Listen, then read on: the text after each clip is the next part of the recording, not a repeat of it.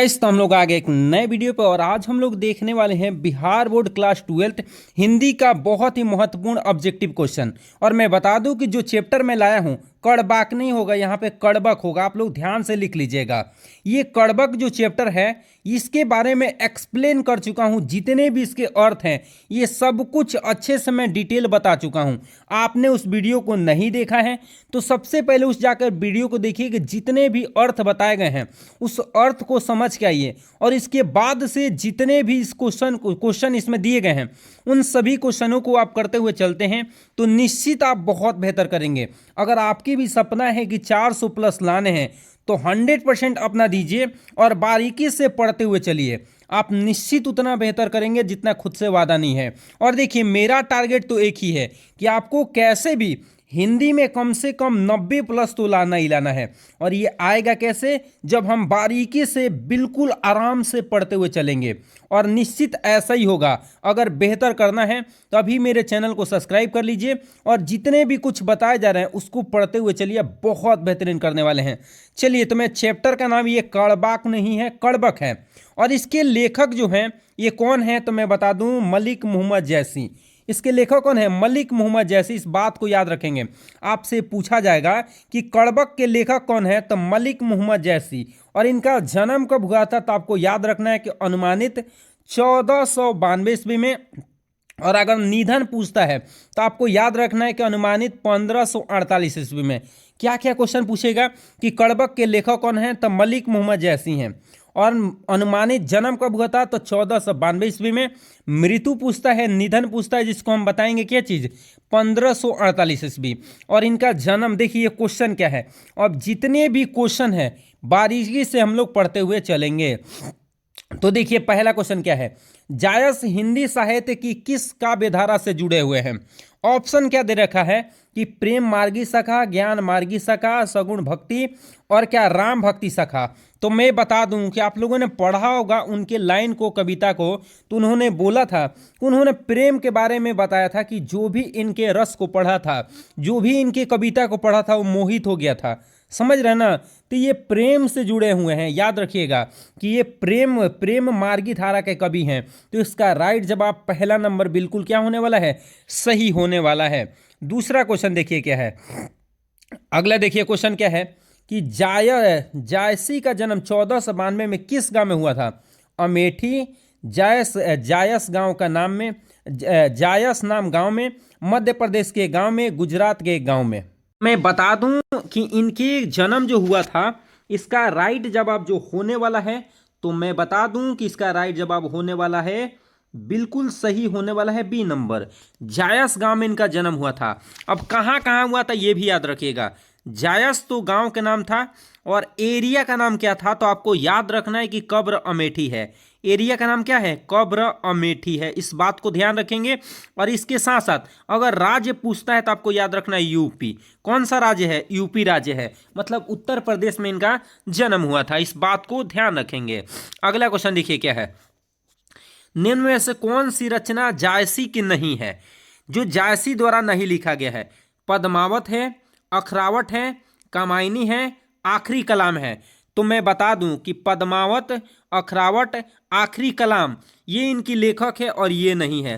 तो इसका राइट जवाब जो होने वाला है वो सी नंबर होने वाला है। कामायनी इनकी लेखक नहीं है। और इसके साथ साथ और भी 3-4 हैं, मैं बता देता हूं, यहीं पे नोट डाउन कर लीजिएगा। देखिए मलिक मोहम्मद जैसी द्वारा पद्मावत भी लिखा गया है और क्या लिखा गया है, अखरावट भी लिखा गया है, आखिरी कलाम भी लिखा गया है। और चित्ररेखा ये भी आप लोग लिख लेना है। चित्ररेखा ये भी किनके द्वारा लिखा गया है? मलिक मोहम्मद जैसी के द्वारा क्या किया गया है, लिखा गया है। और इसके साथ साथ आप लोगों को याद रखना है कोहरानामा। कोहरानामा भी किसके द्वारा लिखा गया है तो मलिक मोहम्मद जैसी के द्वारा लिखा गया है। इस बात को याद रखिएगा। और मसला ये भी सुन लीजिएगा। मसला या इसी के साथ इसी को हम लोग बोलते हैं क्या, मसलानामा। क्या बोलते हैं? मसलानामा। ये भी किनके द्वारा लिखा गया है तो मलिक मोहम्मद जैसी के द्वारा क्या किया गया है, लिखा गया है। इस बात को याद रखेंगे। अगला देखिए क्या है, जायसी के काव्य की भाषा कौन सी है? ब्रज, खड़ी बोली और क्या, अरबी और अवधी। तो मैं बता दूं कि इसका राइट जवाब जो होने वाला है वो होने वाला है अवधी भाषा। तो मैं बता दूं कि उनके काव्य की भाषा कौन सी है, अवधी भाषा है।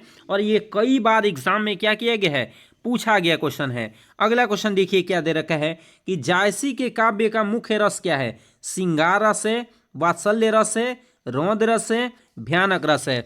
तो मैं बता दूं कि 5 नंबर का जो राइट आंसर होने वाला है वो श्रृंगार रस होने वाला है। इसका राइट जवाब क्या होने वाला है, श्रृंगार रस होने वाला है।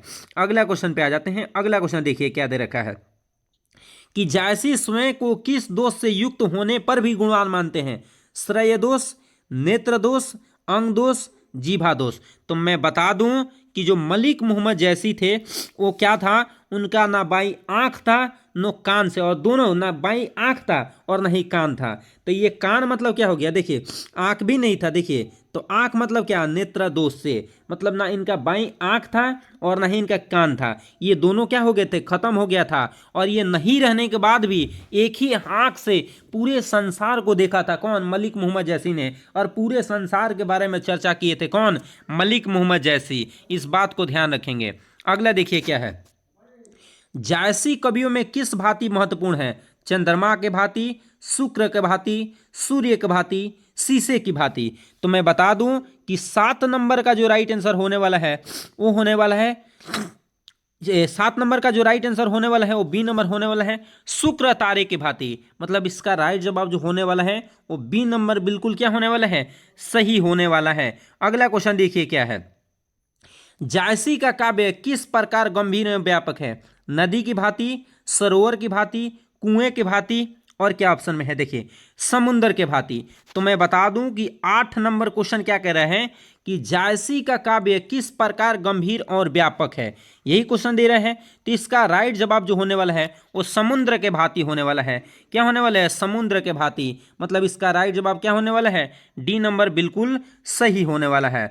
अगला देखिए क्या है, जायसी ने रतन सेन और पद्मावती कथा को किस प्रकार जोड़ा है, रकत रूपी लेई से, प्रेम से, श्रद्धा से, भक्ति से।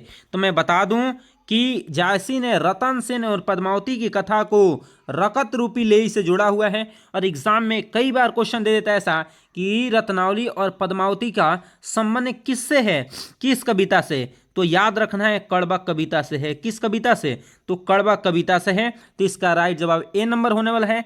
रकत लूपी लेई से क्या किया है, रतन सेन राजा और पद्मावती के बारे में क्या किया चर्चा किया है। इस बात को ध्यान रखेंगे।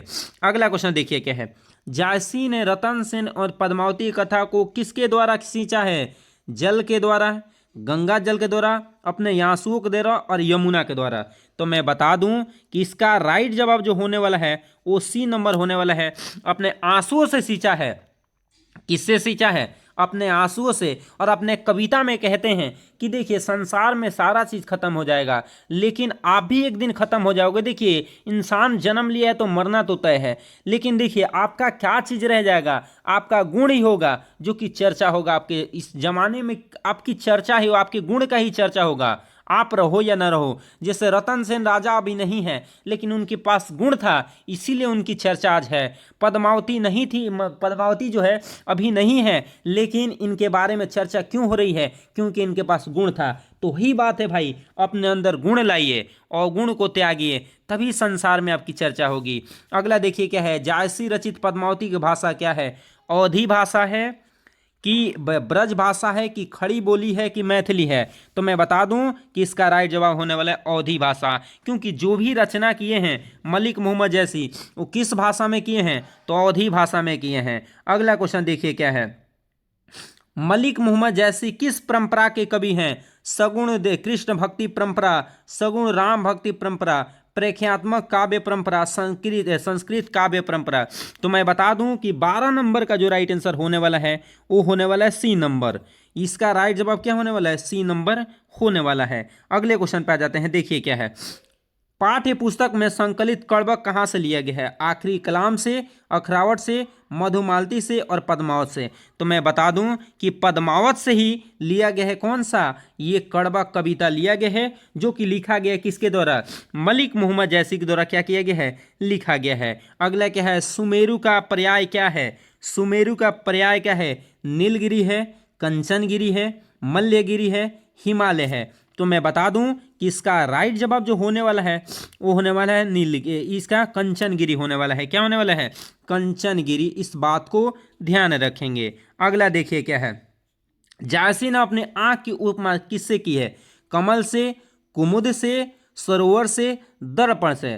तो मैं बता दूं कि इसका राइट जवाब जो होने वाला है वो ए नंबर होने वाला, डी नंबर होने वाला है, जिसका राइट जवाब क्या है? दर्पण। इस बात को ध्यान रखेंगे। अगला क्वेश्चन देखिए क्या है। मलिक मोहम्मद जैसी किस शाखा के कवि हैं? प्रेम मार्गी शाखा, ज्ञान मार्गी शाखा, राम मार्गी शाखा। अभी इसको हम लोगों ने पढ़ा था। इसका राइट जवाब ए होगा। और देखिए जितने भी मैं क्वेश्चन बता रहा हूं इससे बाहर तो एग्जाम में निश्चित है कि नहीं जाएगा। आप पूरे वीडियो को वॉच कर रहे हैं तो निश्चित है कि आप बहुत बेहतर करने वाले हैं। देखिए क्या है। कौन सी कृति जायसी की नहीं है? पद्मावत है, अखरावट भी है, आखिरी कलाम भी है, मृगावती नहीं है। चलिए मैं यहाँ पे और भी कुछ मैं आप लोग को बता देता हूँ जो कि आप लोग को इनकी कृतियाँ याद रखना है। इनकी कृति में और कुछ है जो कि आपको याद रखना है। चंपावत, ये भी मलिक मोहम्मद जैसी की क्या है? कृति है, याद रखिएगा। होली नामा, ये भी आपको हर हाल में याद रखना है। होली नामा ये भी दूसरा है। और इसके बाद से इतरावत, कौन सा? इतरावत। ये जितने भी एक्स्ट्रा मैं बता रहा हूं प्लीज आप लोग याद कर लीजिएगा। एक भी फालतू के नहीं बताए जा रहे हैं। अगला देखिए। पाठ में संकलित करवट कहां से लिया गया है? चित्ररेखा से, पद्मावत से, आखिरी कलाम से, अखरावट से। तो मैं बता दूं कि इसका राइट जवाब होने वाला है पद्मावत से। कि जो कड़बक पाठ लिया गया है जिसके लेखक हैं कौन? मलिक मोहम्मद जैसी, वो लिया गया है किससे? पद्मावत से लिया गया है। अगला देखिए क्या है। पद्मावत की भाषा क्या है? तो अभी हम लोगों ने पढ़ा था क्या है? अवधी भाषा है। कौन सी भाषा है? अवधी भाषा। अगला देखिए क्या है। पद्मावत किसकी रचना है? मुल्ला दाऊद की, कुबुतुन की, जायसी और मंजन की। तो मैं बता दूं कि इसका राइट जवाब जैसी होने वाला है कि मलिक मोहम्मद जैसी के द्वारा पद्मावत क्या किया गया है? लिखा गया है। अगला क्वेश्चन देखिए गया है। जायसी का जन्म स्थान कहाँ था? बनारस, दिल्ली, अजमेर, अमेठी। तो मैं बता दूं कि इनका अमेठी, कब्र अमेठी। मैंने बोला था ना कि जायस कब्र अमेठी उत्तर प्रदेश में हुआ था। अगला देखिए क्या है। जायसी के पिता का नाम क्या था? शेख ममरेज, शेख परवेज और क्या था दूसरा? शेख मोहम्मद और इकबाल। तो मैं बता दूं कि देखिए जायसी के पिता का नाम पूछ रहा है ना, तो मैं बता दूं कि जायसी के पिता का नाम क्या था? शेख ममरेज था। क्या था? मलिक शेख ममरेज, याद रखिएगा। इसके आगे क्या लगा था? मलिक। तो इनका पूरा नाम क्या था? मलिक शेख ममरेज। और प्यार से हम लोग क्या बोलते थे? मलिक राजे देखिए यह भी लिख लीजिएगा, मलिक राजे अशरफ इनको प्यार से भी कहा जाता था। इस बात को ध्यान रखेंगे। इनके पिता का नाम शेख ममरेज या मलिक राजे अशरफ इनके पिताजी का क्या था? नाम था। अगले क्वेश्चन पे आ जाते हैं। देखिए क्या है। जायसी थे क्या थे? धनवान थे, फकीर थे, बलवान थे, विद्वान थे। तो मैं बता दूं कि मलिक मोहम्मद जैसी थे वो फकीर थे। क्या थे? फकीर। मैं बता दूं कि देखिए आरंभ में जब जायस में रहते थे ना तो किसानी का काम करते थे। जायस में क्या चीज़ का? देखिए जो भी मैं पॉइंट बता रहा हूँ उसको प्लीज़ सुनिए। देखिए जायस में रहते थे तो ये काची काम करते थे? किसानी का काम किया करते थे। कौन? मलिक मोहम्मद जैसी। और किसानी के काम करने के बाद ध्यान से सुनिएगा, बाद में शेष जीवन उन्होंने फकीरी बिताया था। क्योंकि देखिए मलिक मोहम्मद जैसी थे वो बचपन में ही अनाथ हो गए थे, इसीलिए साधु फकीरों के साथ भटकते भटकते इनका क्या बीता था? जीवन बीता था। इसीलिए क्या थे? फकीर थे, जो कि बचपन में ही अनाथ हो गए थे। कौन? मलिक मोहम्मद जैसी। अगला देखिए क्या है। मलिक मोहम्मद जैसी का निधन कब हुआ? 1548, 1557, 1581, 1590। तो मैं बता दूं कि इसका राइट जवाब होने वाला है 1548 में क्या हुआ था? जन्म हुआ था। इस बात को याद रखेंगे। प्रेम के पीर के कवि कौन है? तो याद रखिएगा कि इसका राइट जवाब क्या होने वाला है? जायसी होने वाला है। अगला क्वेश्चन देखिए क्या है। किस शाखा के कवि हैं? तो प्रेम साई, याद रखिएगा। लेकिन एक बात और मैं 2-3 क्वेश्चन में बता रहा हूं जो कि बहुत ज़्यादा इंपॉर्टेंट है, आप लोग सुन लीजिए और याद कर लीजिएगा। उनके गुरु का नाम क्या था? अगर पूछेगा कि गुरु का नाम क्या था, मलिक मोहम्मद जैसी के गुरु का नाम क्या पूछेगा, तो आपको याद रखना है सूफी। देखिए जो भी मैं बताऊं प्लीज़ लिखिए। सूफी संत शेख मोहिदी। क्या था? सूफी संत शेख मोहिदी। इनके गुरु का क्या नाम था? इनके गुरु का नाम था, किनके गुरु का नाम था? तो मलिक मोहम्मद जैसी के गुरु का नाम था। इस बात को क्या करेंगे, याद कर लेंगे। चलिए तो मिलेंगे हम लोग अगले वीडियो में। आप लोग पढ़ते रहिए, बेहतर करते रहिए, और हमें उम्मीद भी है कि आप बहुत बेहतरीन करने वाले हैं। और देखिए, अगर वीडियो अच्छा लगता है तो आप जरूर लाइक करेंगे, वीडियो को शेयर करेंगे और चैनल को सब्सक्राइब करके जाएंगे। चलिए तो मिलते हैं अगले वीडियो में, तब तक के लिए जय हिंद।